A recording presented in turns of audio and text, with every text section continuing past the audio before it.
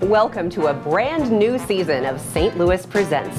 We've got a great show lined up for you today, a whole half hour of interesting news and people, including meeting one of our newest aldermen in the city of St. Louis from the 7th Ward, Jack Coatar. And we're going to talk to Emma Clues from Great Rivers Greenway. You know, they're partnering with CityArchRiver with all the stuff that's going down on the riverfront, and it's really coming together. So. Also, we'll give you some Fair St. Louis facts. We'll also talk about ice cream because July is National Ice Cream Month, and that's really important. So stick around. All that and more coming up next. It's important to me.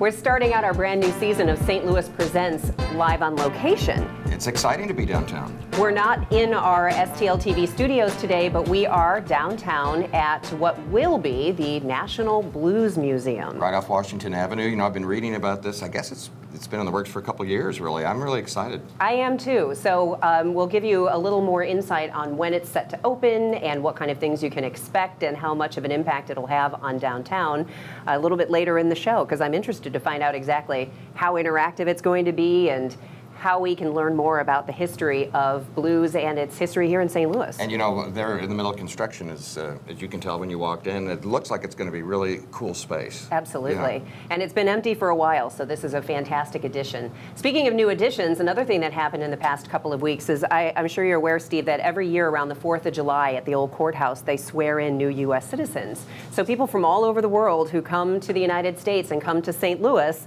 they are sworn in as citizens, and if you have ever been to one of these events, it is so amazing. So it's you've been. So heartwarming. Yes, and so there's, people from Nigeria and Somalia and Albania and Iraq and Afghanistan who've gone through so much just to become American citizens. Yeah, I'm curious about that because I really have no idea what you have to do, what hoops you have to jump through, what tests you have to take, what you have to learn. It's a lot. And yeah. I would actually say that many Americans would be a little embarrassed to find out how little they know about America because these new citizens had to take some serious tests. Maybe we should take the test just to see. Yes, but not on camera. But not today. Not today. Not today. We'll need to study up a little bit.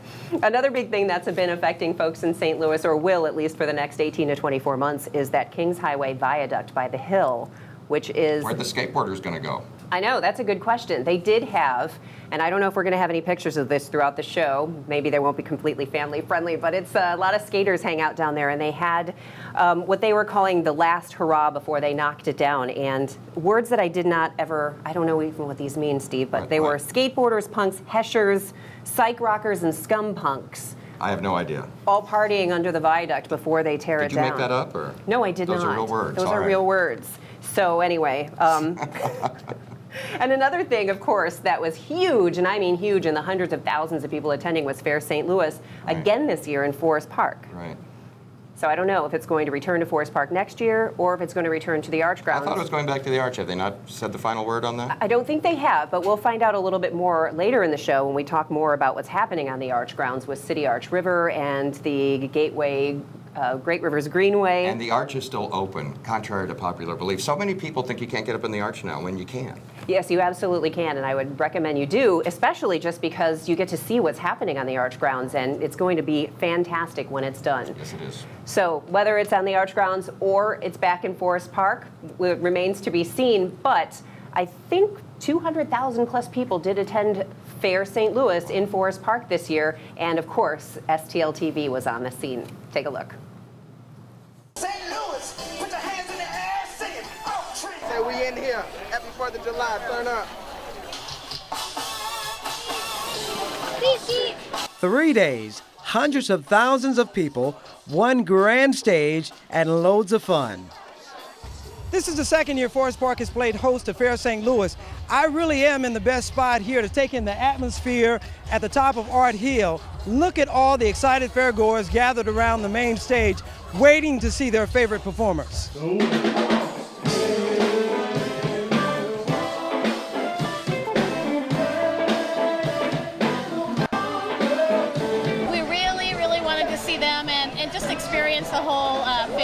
not been to the fair before. In the family zone, there was face painting, hat making, and yes, rock climbing.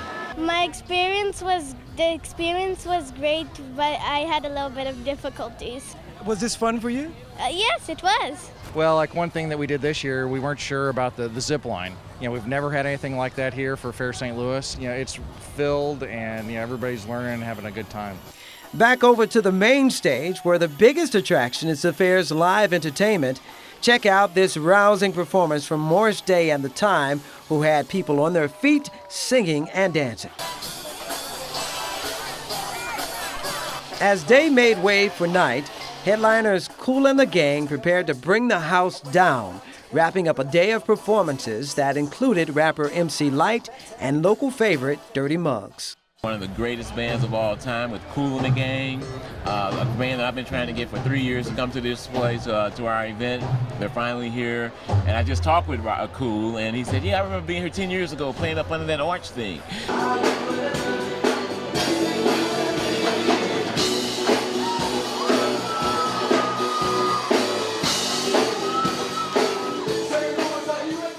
Of course, the wow factor, a St. Louis tradition. The fair wraps up with its grand finale custom fireworks display. And folks, here it is. It's another unforgettable experience at America's biggest birthday party.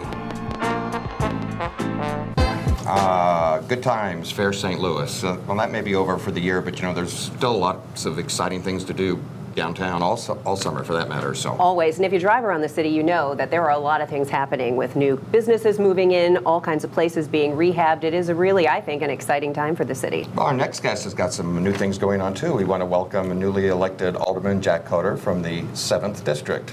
Thank Alderman, you, guys. Good Great day to be you. here. Thank you very much. And Thanks for having me. congratulations. Yeah, thanks. Yeah, it's been a whirlwind of a couple of months learning how to be a new alderman. Yeah. Phyllis Young retired after 25 years? 29 years. 29 years. Yes.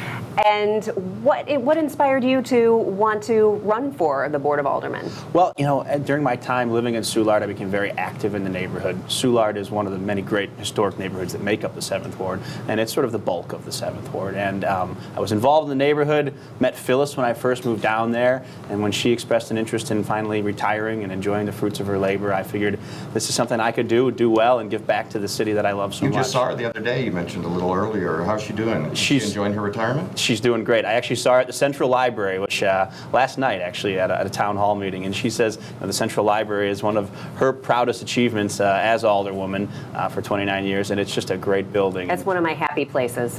Yeah, it's a wonderful spot. I actually studied for the bar exam there, so I have some terrifying memories of the library. I think all of Soulard is a happy place.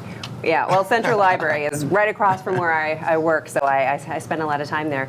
But it's not just Soulard that you represent. You represent a lot of downtown and also McKinley Heights, some of Fox Park. I think one of the exciting things that's happening in the neighborhoods that people may not realize is many of those corner buildings that used to be 50, 60 years ago, used to be drugstores or other kind of stores that over the years have closed, are reopening now as little restaurants and neighborhood coffee shops. I mean, there is a lot of activity going on in your district. Yeah, there certainly is. I'm very fortunate to represent a district that businesses and people are really excited to move to and open up shop. And yeah, that's one thing we've seen a lot of, is a lot more retail. We still have a long way to go. We need more retail downtown in Soulard, McKinley Heights, Lafayette Square, but it's coming along, and those corner buildings are filling up, especially as more people are starting to walk and bike and use alternative modes of transportation around the city. I wonder what's it like coming in on the heels of an alderman that had been there so long, such an established, popular person. Is that challenging to you? I mean, there's a lot of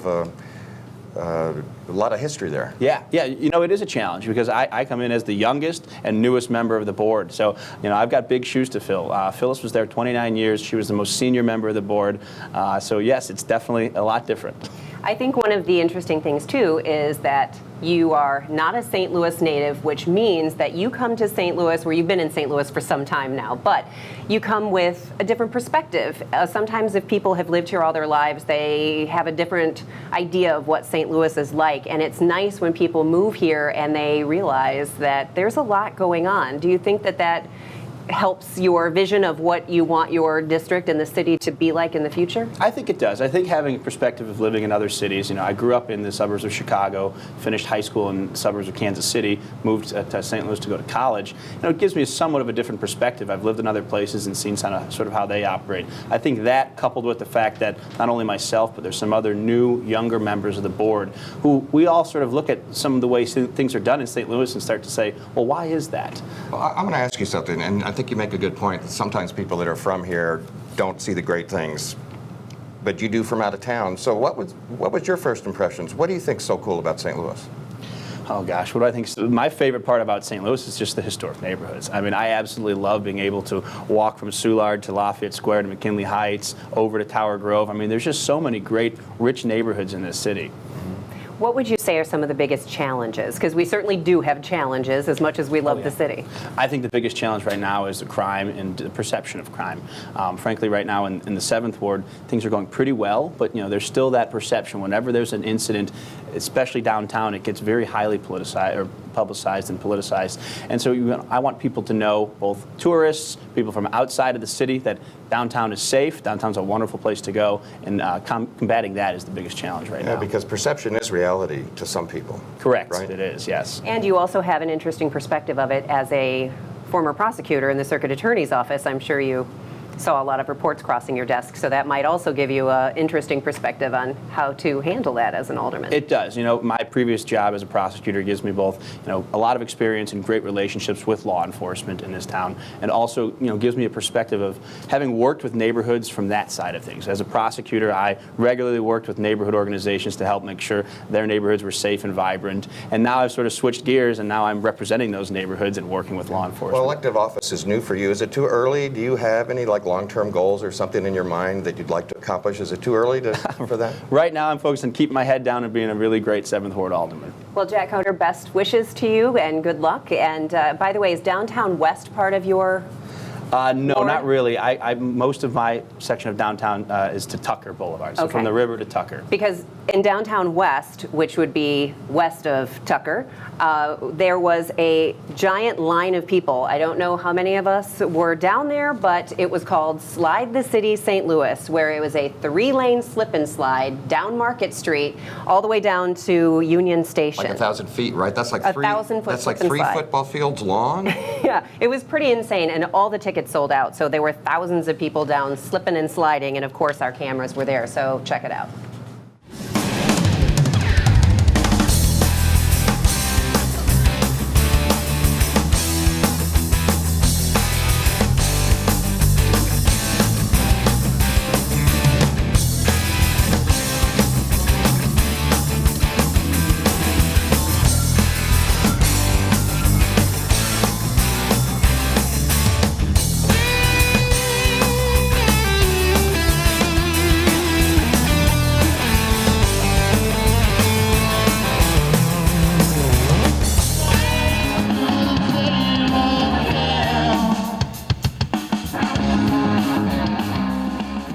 On a hot and sunny summer weekend, kids of all ages, and I do mean of all ages, had a good time slipping and sliding in downtown St. Louis at Slide the City, presented by Shop and Save stores and CBS-owned radio stations in St. Louis.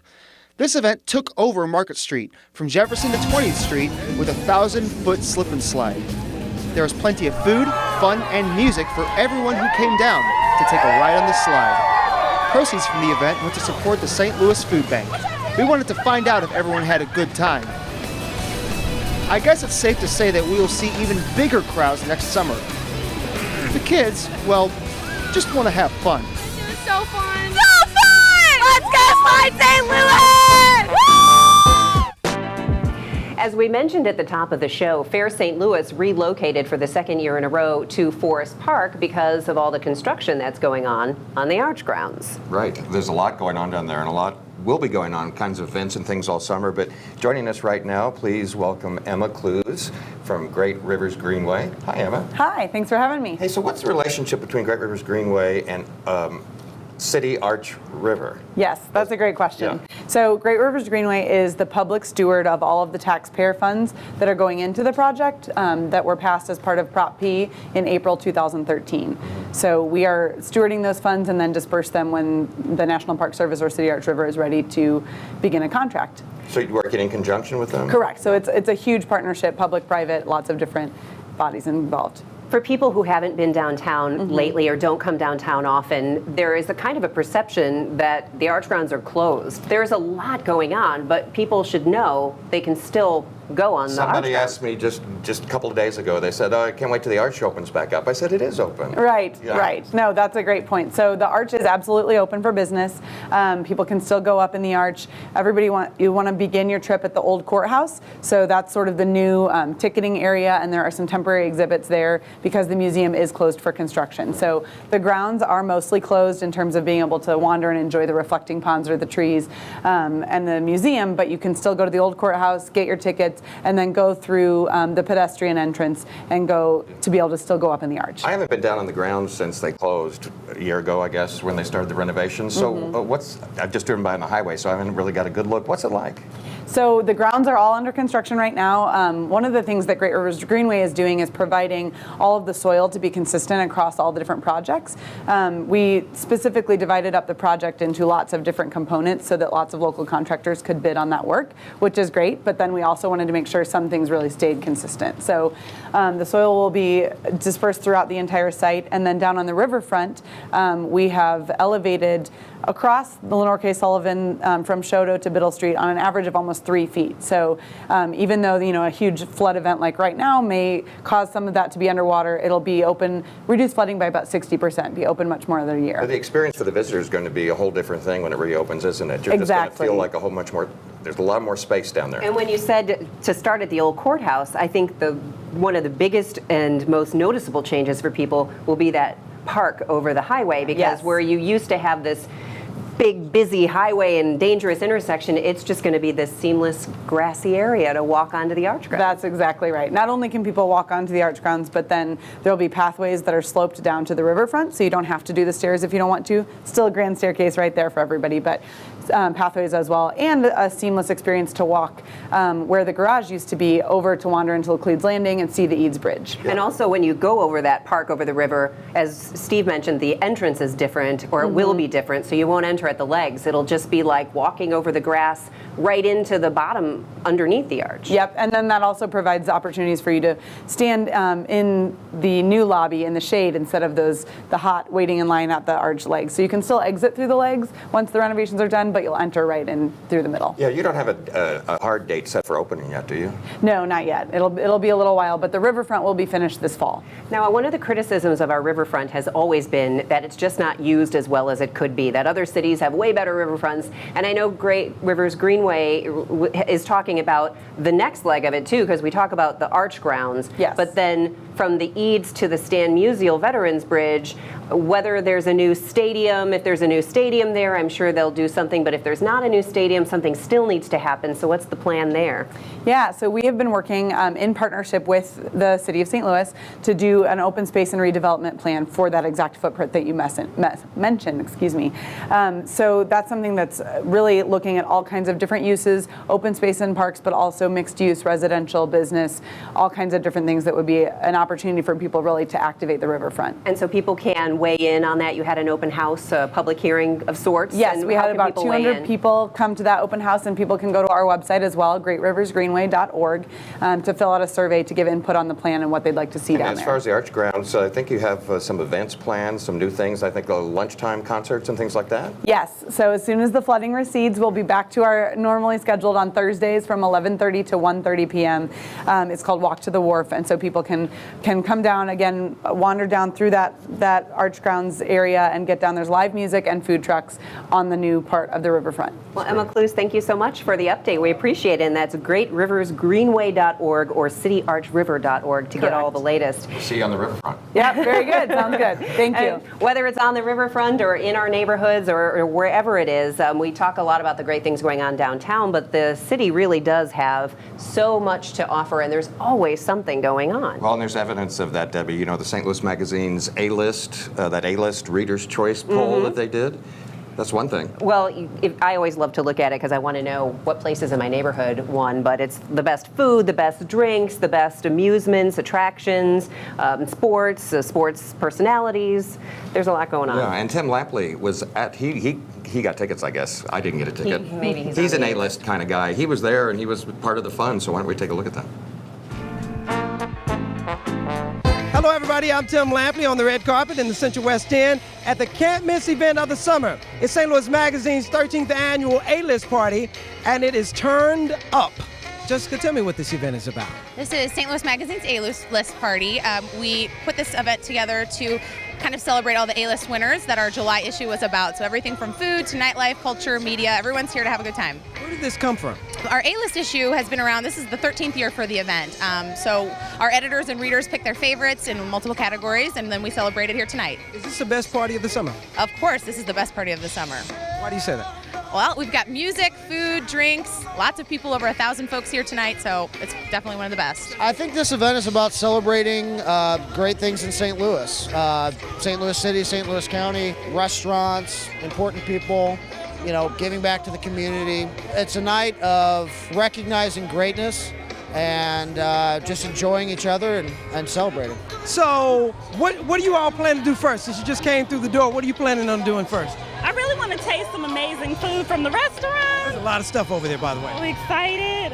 What about you? What you gonna do first? Check out the band? What?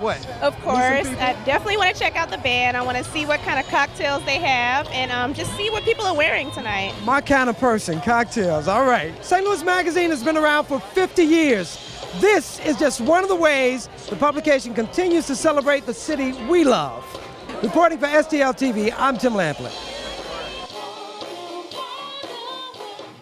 You know, aside from going to the A-List party, Steve, our cameras also went to visit one of the A-List winners. Absolutely. Take a look at this. This is Clementine's Creamery, and maybe you can figure out what makes her ice cream naughty and nice. Clementine's Naughty and Nice Creamery is the first and only microcreamery in the city of St. Louis. So you may ask, well, what's a microcreamery? So I say, think microbrewery for beer, but for ice cream. This is my neighborhood, and I couldn't imagine opening the first microcreamery in the city of St. Louis in any other neighborhood but Lafayette Square. For our naughty ice creams, definitely our maple bourbon with salted candy pecan is a favorite of all the men and dads in town, for sure. And then our number one selling ice cream actually on our nice creams is actually our gooey butter cake. So in addition to being St. Louis proud, we have partnered with Park Avenue and we use chunks of their award-winning gooey butter cake in our gooey butter cake ice cream. And we can't keep it on the shelf. It's a favorite. We do lots of corporate events, we do weddings and birthday parties as a brand in the city, for the city and by the city. We plan to open up 4 more shops and 4 more city neighborhoods in the next 2 years. The people here are wonderful. We have this amazing food scene, we have this great art scene, our tax dollars at work, our museums are free, our zoo is free. This is really a great place that people can live a really high quality life. We're on Facebook, we're on Twitter, we're on Instagram. You can find us all there. Monday through Thursday, we're open from 11 a.m. to 10 p.m. And on the weekends, we're open from 11 to 11. We're helping put St. Louis on the map for ice cream. There we go. Thank you, thank you. Thank you. Well, we wouldn't be surprised if our next guest shows up on the A-List next year, Steve. Absolutely. And as you know, we're not in the studio today. We are downtown at the future home of the National Blues Museum.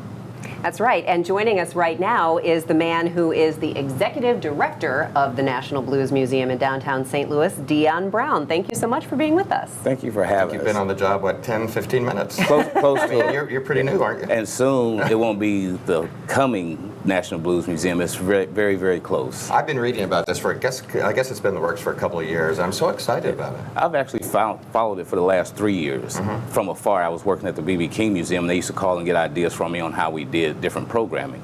So it's exciting to watch it for 3 years, and I wondered if it would happen. Well, when they hired me, I guess that means it's getting ready to happen. It's going to happen. Oh, Yeah, and we want to ask you more about the B.B. King Museum as well, but for people who have been following it, like we've said, what is the target date? When might we expect this to be open to the public? As you can see here, we're close. The construction build out is there. We should be finished with that within the next week or so. We're hoping for late 2015, if not very first part of 2015. But if I have my way, it'd be late 2015, but we'll see how it goes. Well, this is the old site of the old Dillard store, if people know where that was. So how many square feet are you dealing with here? It's 23,000 square feet total, and 16,000 of that will be for exhibit space. And so you also mentioned that there will be event space. So if somebody wants to have a really cool event in an interesting space, the Blues Museum sounds like it would be a great opportunity. Yes, ma'am. We have some great venues. We have our traveling exhibit hall, which will be our main rental space, but then we also have a great performance area where we'll do live concerts, so you can have both spaces. You can actually have a live event during your event. So it's exciting to be able to have that opportunity. And there'll be a lot of interactive things once you get up and rolling, right? They really thought this out on this museum. Actually, the project Gallagher and Associates, they also did the B.B. King Museum, so there was a little confusion if Gallagher and Associates attracted me here, which they didn't. But it's highly interactive. So when you come in, by the time you make your way through all the exhibits, you've been created your own riff, your blues riff, so you'll be able to take that with you. So that's going to be something that you can take with you to make your own blues name. I want to hear Steve Potter trying to do the blues. That would be... What do you mean trying? All right. On a serious note, though, Dion, talking about B.B. King, one of the legends of blues, and we sadly lost him earlier this year, just a few months after he did his last show here in St. Louis. He always seemed to me like a teddy bear of a man, like a kind of guy you'd always want to give a hug to, but you knew him well, so tell us about him. I was blessed to get to know Mr. King. I started working for him February 14th of 2011. And it was a great experience. Actually, I was in the transition coming to the National Blues Museum when I got the call that he passed. And so I went back, and most humble person, he pushed you at ease. You would never think he was that A-lister. I heard you mention A-lister. He considered himself everyday people and treated everybody. I've seen Mr. King literally do a concert and shake everybody's hand before he left and take pictures, would not leave. And how long has he been on in the national spotlight? I couldn't even tell you how many decades. He's 89, started, so I would say a good 60 years. Yeah, that's really 60, amazing. 65 years. Great, humble man. And the B.B. King Museum is located where? In Indianola, Mississippi, and actually Mr. King is buried on our grounds. He laid in state at the museum, which he wanted, and 5,000 people came through to see him, which is huge because Vegas, they didn't do that many, but what's even more, that town is only 10,000 people, and people from all over the world. I get choked up even thinking about it because it's still fresh with me. I was told that you were B.B. King's boss. Is that true? That's a story. Mr. King, he plays homecoming every year, and he was playing one time, and he said, he said, "Boss man, I need a beer." And so I kept walking. He stopped in his routine and said, "Boss man, I'm talking to you." And so I said, "Me, you're the boss." And so we went back and forth for a couple minutes, but then from that point forward, he said, "You're the boss man. You tell me where you want me to go and where you want me to be." So, well, I know that B.B. King will certainly have a huge presence here at the museum, as well as other legends of blues, because it's a truly American form of music. And even for young people or younger generations who may not be into the blues, they need to know about the blues. They need, they need to know about the blues, but my goal is to create a National Blues Museum band with teenagers. So they may not understand the blues, but that's a teaching moment. Put an instrument in their hand and teach them about the blues while they learn a new skill. And they never know, since the blues birthed all music, they may become rock, jazz, anything, but just to give the children something to look forward to, that's a goal of mine. Once the National Blues Museum opens, I mean, is there anything else you can really compare it to? It's going to be kind of a one-of-a-kind thing. It is. And what makes St. Louis such a great spot is it follows the Great Migration. You know, during the Great Migration, people left the South, Mississippi, and they St. Louis, Memphis, Detroit, Chicago, Canada. And then they also splintered out and went west, and that's why you have these different sounds of the blues. And that's what I want to show everybody, which I couldn't do at the B.B. King Museum, that it takes on all kind of forms of music. So I'm looking forward to that. Believe it or not, there are a lot of people that really don't realize the history of the blues here in St. Louis. They're just not quite aware of it.